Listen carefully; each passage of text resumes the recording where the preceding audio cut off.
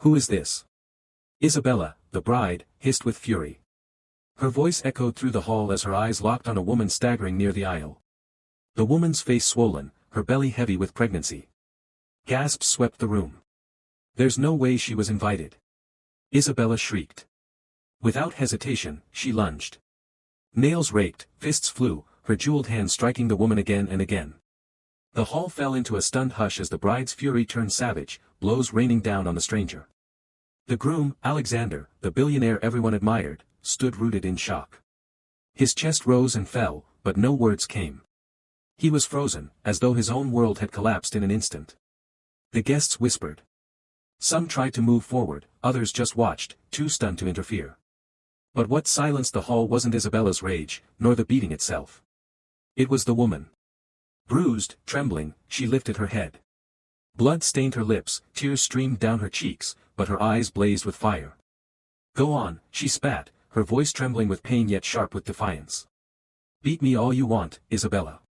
But today, she gasped for breath, clutching her stomach, her voice rising into a scream, today I will expose all your secrets. This wedding ends now. The orchestra fell silent. Every guest froze. Even the chandeliers seemed to stop their shimmer. The groom's face drained of color. The hall held its breath. But to understand how this day came to ruin, we must return to where it began. One Monday morning, Alexander Monroe, CEO, visionary, the man whose name commanded respect in every boardroom, was racing against time. A single meeting would decide everything. Billions in investments. Years of work. His reputation, his empire, his future. The sun blazed down, but Alexander's mind was sharper than the heat. His black sports car cut through the streets like a blade, precise, unstoppable. Just before he hit the highway, he stopped at a discreet corner to collect a sealed envelope, confidential papers worth more than gold. One wrong move, and his rival would take it all. He tucked the documents under his jacket, adjusting his suit. Perfect. Until it wasn't. A roar split the air. A truck barreled down the narrow road, its tires tearing through a puddle. A wave of filthy water exploded upward, drenching Alexander head to toe. His crisp white shirt stained, his tailored jacket ruined. The papers were safe. His appearance, destroyed. Alexander's chest tightened. If he walked into the meeting like this, the investors would laugh him out of the room. His rival would win. He needed a miracle. That's when he saw her. A small wooden shop sat at the corner. Weather-beaten walls, paint peeling from years of neglect. And inside, a young woman worked quietly, her hands moving with practiced care. Her name was Evelyn.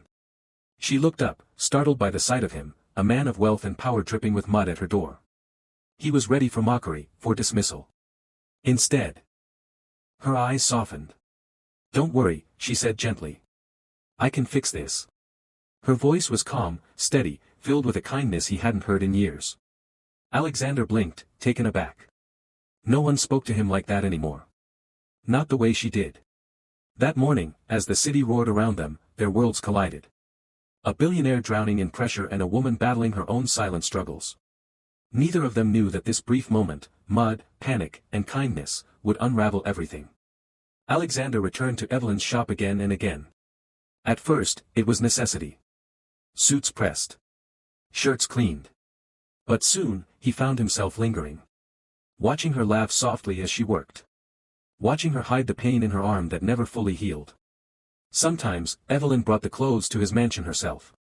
She arrived with nothing but a worn nylon bag, yet her presence filled the rooms more than chandeliers or marble ever could.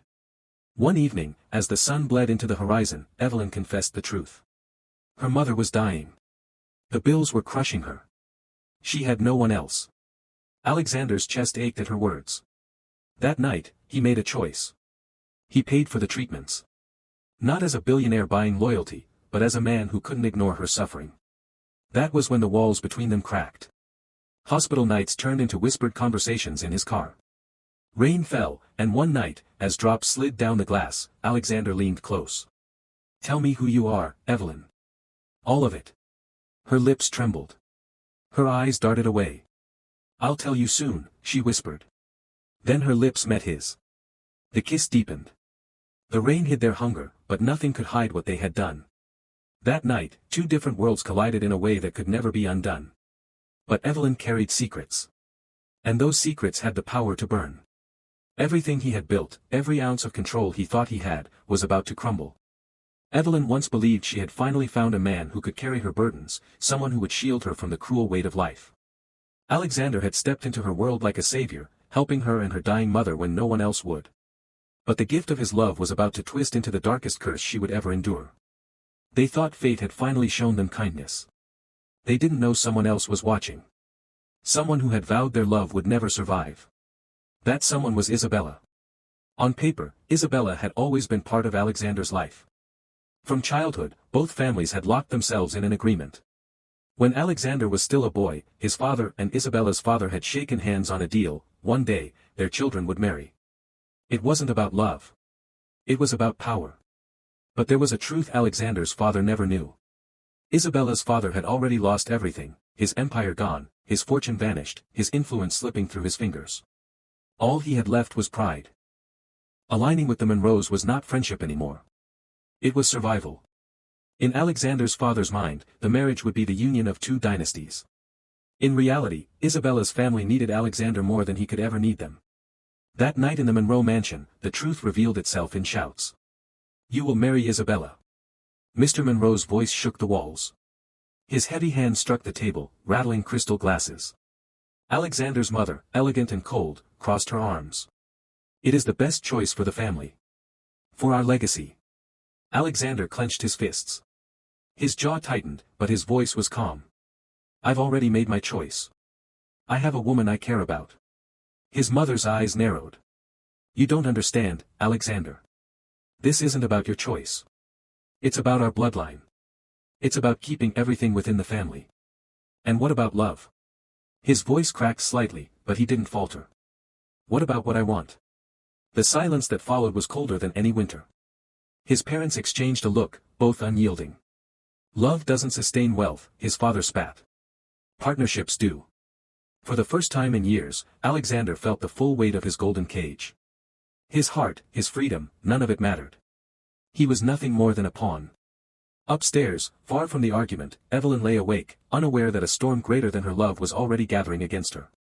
The next morning, Evelyn's sobs filled Alexander's chest with panic. She sat on the floor, hands trembling, eyes swollen from tears. "They destroyed it," she whispered. "What?" Alexander crouched beside her. "Destroyed what?" "My shop," she choked out. "The only thing I had. They came with trucks, tore it down like it was nothing. No warning. No mercy. Everything's gone." Her small world, the only thing she had built with her own hands, reduced to dust.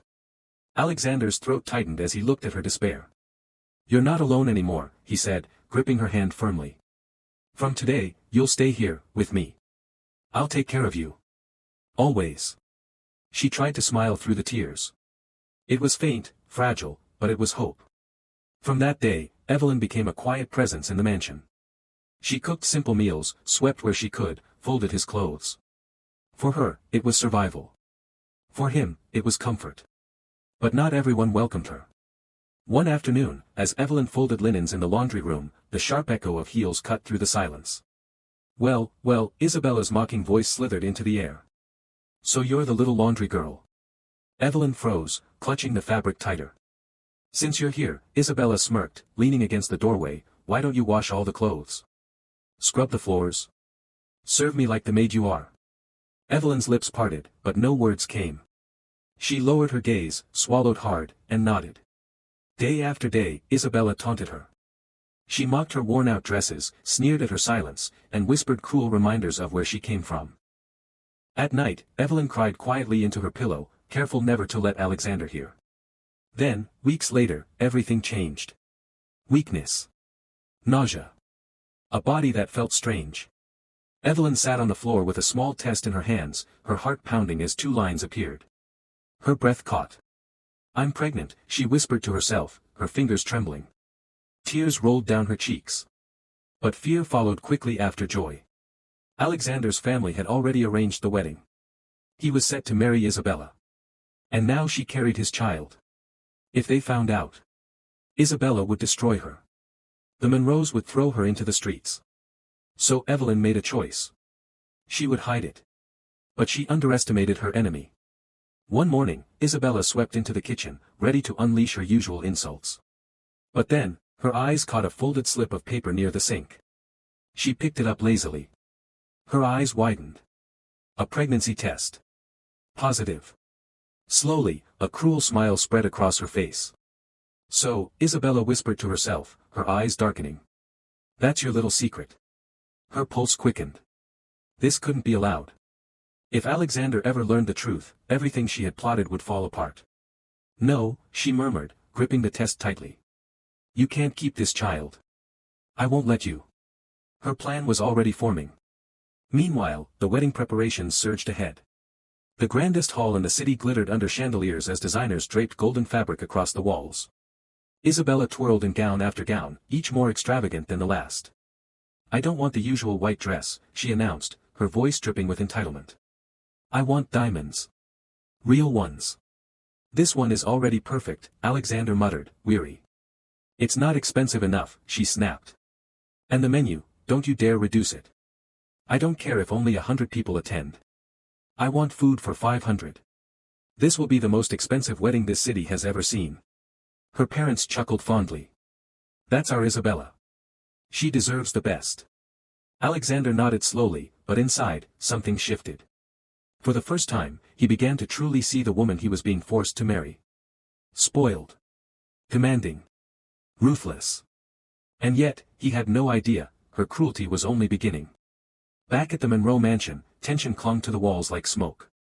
Isabella cornered Alexander one evening, her eyes glinting with venom beneath the chandelier's soft glow. That girl, she hissed, her words sharp as glass. Evelyn. She has to leave this house. Tonight. I don't care if she sleeps in the smallest room, I don't care if she cooks your meals, she's not staying under the same roof as me. Alexander's chest rose and fell as he fought to keep his calm. You don't understand, Isabella. Evelyn isn't just some maid. When I was stranded, when no one else lifted a hand, she was the one who helped me. Without her, I would have lost everything. Isabella tilted her head, her lips curling into a cold smile. She didn't argue. She didn't need to. Because in her heart, she already knew the truth, Evelyn was carrying Alexander's child. And that secret would be the weapon she used to destroy her. That night, while the mansion slept, Isabella moved like a shadow. Her heels lay abandoned in the hallway, her silk robe whispering against the tiles. In her hand was a small glass vial. Inside, a murky liquid shimmered in the dim light. The kitchen was still, only the hum of the fridge filling the silence. Isabella opened it carefully, her eyes darting left and right. Evelyn's neatly packed meal sat waiting, wrapped in care as always. With a steady hand, Isabella uncorked the vial. Drop by drop, the liquid fell into the food. She stirred it lightly, her fingers precise, then closed it again as though nothing had changed. Her smirk returned as she slipped back into the darkness. Morning came. Evelyn rose slowly, her body already heavy with nausea from her hidden pregnancy. Still, she forced herself to sweep the courtyard, to wash the linen, to press Alexander's shirts. By the time she was done, sweat drenched her brow, and she could hardly stand. Exhaustion pulled her into the kitchen. She reached for the meal she had prepared the night before. The food she didn't know was poisoned. She ate, minutes later, her stomach twisted violently. She dropped the spoon, clutching her belly as searing pain ripped through her. Her breath came in sharp gasps. What's happening to me? She whispered, staggering against the wall. Her hands trembled, her knees buckled. She collapsed, writhing, sweat pouring from her skin. Was this just morning sickness, or something far worse? Downtown, Alexander was buried in a stack of contracts when his driver burst through the office door, panic etched across his face. Sir, Evelyn collapsed at home. Alexander's blood ran cold. He didn't wait for details. He grabbed his keys, stormed out, and tore through the city in his black car, his heart pounding like thunder. When he burst into the mansion, the sight stopped him cold. Evelyn lay crumpled on the floor, clutching her stomach, her face pale with agony. Evelyn!